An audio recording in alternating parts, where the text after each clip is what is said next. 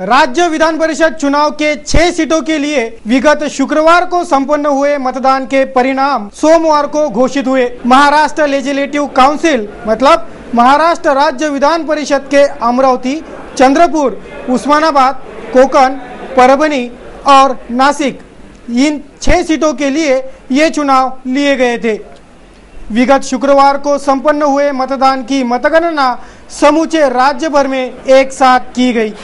राज्य विधान परिषद के 6 सीटों में से 2 सीटों पर भाजपा के, 2 सीटों पर राष्ट्रवादी के, 1 सीट पर कांग्रेस का प्रत्याशी विजयी हुआ है। अमरावती विधान परिषद में भाजपा के प्रवीण पोटे विजयी घोषित किए गए, तो चंद्रपुर से भाजपा के मितेश भांगड़िया, उस्मानाबाद से कांग्रेस के दिलीप देशमुख, कोकण से राष्ट्रवादी के अनिल तटकरे, परभणी से राष्ट्रवादी के बाबाजानी दुर्रानी इन्हें विजयी घोषित किया गया। नासिक विधान परिषद के मतगणना में टाई वाली स्थिति से संभ्रम पैदा हो गया था। यहां शिवसेना सहित और एक प्रत्याशी को समान वोट मिले हैं। समान वोटों का ये मुद्दा हल कराने की प्रक्रिया सोमवार की दोपहर तक जारी थी। अमरावती विधान परिषद चुनाव में मतदान प्रक्रिया के बाद चमत्कारी नतीजे आने की अटकलें तेज थी और ऐसा ही हुआ। अमरावती विधान परिषद के लिए निर्दलीय प्रत्याशी अजय नावंदर, कांग्रेस के प्रत्याशी बबलू देशमुख और भाजपा प्रत्याशी प्रवीण पोटे, इन तीनों के बीच कड़ा त्रिकोणीय मुकाबला देखा गया। मुख्यमंत्री पृथ्वीराज चौहान का आह्वान, कांग्रेसी प्रदेशाध्यक्ष माणिकराव ठाकरे और कृषि मंत्री सहित जिले के पालक मंत्री राधाकृष्ण विखे पाटिल, इन सबके फील्डिंग का भी कुछ भी असर इस विधान परिषद चुनाव में नहीं देखा गया। निर्दलीय प्रत्याशी अजय नावंदर ने निर्दलीय होने के बावजूद 105 वोट हासिल किए, तो कांग्रेस के बबलू देशमुख को 156 मतों पर ही रोककर भाजपा प्रत्याशी प्रवीण पोटे ने 194 वोट हासिल कर अमरावती विधान परिषद क्षेत्र पर भाजपा का झंडा बरकरार रखा। सुबह 8 बजे से ये मतगणना शुरू हुई। परिणामों की जानकारी पाने जिला स्टेडियम के बाहरी हिस्से में भारी हुजूम उपस्थित था। प्रथम चरण के मतगणना में प्रवीण पोटे को 144, अजय नावंदर को 105, तो बबलू देशमुख को 132 वोट प्राप्त हुए थे। मतगणना के दूसरे चरण में प्रवीण पोटे ने 50 वोट प्राप्त कर बबलू देशमुख से 25 वोटों से बढ़त हासिल कर विजयी दस्तक दी। कुल 396 मतदारों में से 3 मतदारों ने मतदान नहीं किया था और 11 मत बेकार गए थे। बचे 382 मतदारों के पसंदी क्रमानुसार किए गए मतदान से प्रवीण पोटे को नवनिर्वाचित एमएलसी चुन लिया गया।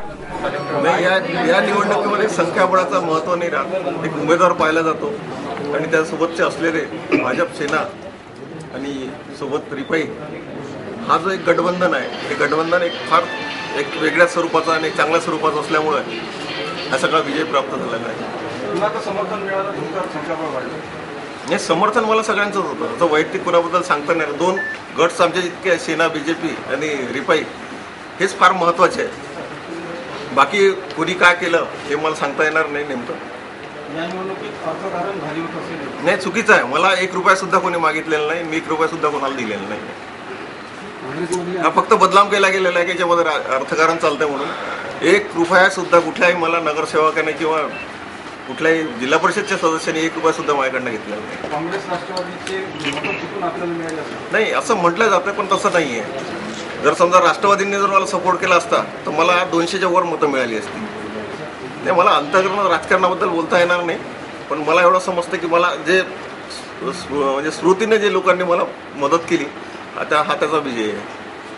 आता आपली प्राथमिकता कुठली राहणार जिल्ह्यासाठी? जिल्ह्यासाठी मला प्राथमिकता ही ॲक्च्युली की जिल्हा परिषद, पंचायत समिती, नगर परिषद या लोकांना बसासाठी जागा नाहीच। एक लोकांचे प्रतिनिधित्व करतात, या लोकांना टेबल खुर्च्या नाहीत, चांगल्या बिल्डिंग्स नाही आहेत आणि खूप मोठा फंड्स आपल्याला आणता येईल जेणेकरून ग्रामीणमधला जो भाग आहे सगळं नगरपालिका म्हटलं ग्रामीणशी अटॅच आहे आणि हे डेव्हलप करणं फार आवश्यक आहे।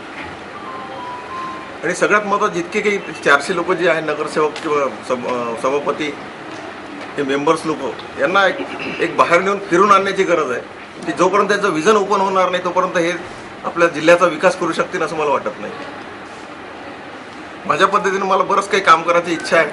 तर मला 400 लोक जर माझ्यासोबत राहिले आणि पार्टी सोबत आहेत, भाजप सोबत आहे, सेना सोबत आहे, रिपाई सोबत आहे, तर मी चांगल्या पद्धतीने आणखीन काम करेल आणि चांगल्या एक ठसा उमटण्याचा प्रयत्न करेल. आज या राज्यातलं आघाडी सरकार आणि देशातलं UPA सरकार आणि त्यांच्या कारभाराला त्यांचे लोकप्रतिनिधी कंटाळलेत असं स्पष्टपणे या निवडणुकीमध्ये अर्थ निघतो. आमचे तर लोक होतीच, शिवसेना, भारतीय जनता पार्टी, रिपब्लिकन पक्ष, त्यांची एकजूट होती, मजबूत एकजूट होती, प्रामाणिकपणा होता, निष्ठा होत्या.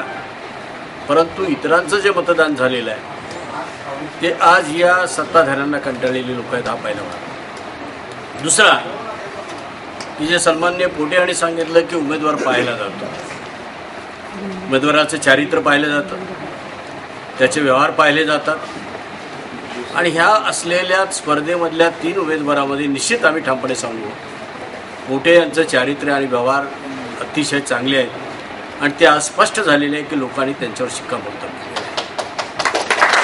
कारण त्यांच्या असलेली सत्तेमध्ये असून सुद्धा, प्रतिष्ठेचा प्रश्न करून सुद्धा, मुख्यमंत्री येऊन जाऊन सुद्धा त्या ठिकाणी लोकांनी त्यांना नाकारलेलं आहे आणि म्हणून वातावरण खऱ्या अर्थाने आता बदलतंय असं म्हणायला हरकत नाही.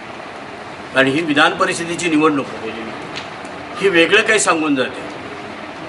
येणार ही लोकसभा आणि विधानसभेची येणार ही नांदी आहे असं म्हटलंच वावगं ठरणार नाही. फक्त एकच, आम्ही सगळ्यांनी एकत्र राहण्याची गरज आहे, निष्ठेने राहण्याची गरज आहे आणि युती देईल त्या उमेदवाराचा प्रचार करून त्याला निवडून आणण्याचा चंग बांधण्याची गरज आहे. आणि ह्यावेळेला घडेल, कारण ही निवडणूक ती शिकवून जाते आमच्या कार्यकर्त्यांना, पदाधिकाऱ्यांना, की आपण एकत्र असल्यानंतर संख्याबळ कमी असलं तरीसुद्धा आपण आपला उमेदवार चांगल्या मताने निवडून आणू शकतो. हे आजचं हे खऱ्या अर्थाने उत्तम उदाहरण आहे. या ठिकाणी साथ सगळ्यांची मिळाली, कार्यकर्त्यांची मिळाली, पदाधिकाऱ्यांची मिळाली आणि इतरांनी सुद्धा आमच्या या उमेदवारावर विश्वास ठेवला. ज्या गोष्टी मी बोललो त्या पाहिल्यात, सांगायला जावं लागलं नाही, बाकीच्या मंडळीला सांगायला जावं लागलं, अनेकांचा आधार घ्यावा लागला. परंतु आम्हाला इव्हन तुम्ही पाहिलं असेल वरचे कुठलेही नेते आम्हाला आणावे लागले नाही. आम्ही सगळीच स्थानिक मंडळी, अरुणभाऊ असतील, मी स्वतः आहे, आमचे भाजपा शिवसेनेचे सगळे सन्माननीय पदाधिकारी आहेत, या सगळ्यांनी एकाच बैठकीमध्ये ठरवलं होतं आता हा प्रतिष्ठेचा प्रश्न सन्माननीय पोटेंचा नसून आमच्या सगळ्यांना, आणि ते आम्ही सिद्ध करून दिलं आहे. याबद्दल आपल्याही मीडियाला सगळ्यांना मनापासून धन्यवाद. चुनाव परिणामों की आधिकारिक घोषणा होते ही भाजपाइयों ने जल्लोष कर अपना आनंद व्यक्त किया. शेगांव दर्शन से लौटे नवनिर्वाचित विधायक प्रवीण पोटे को सभी ने विजयी शुभकामनाएं देकर जीत की बधाइयां दी.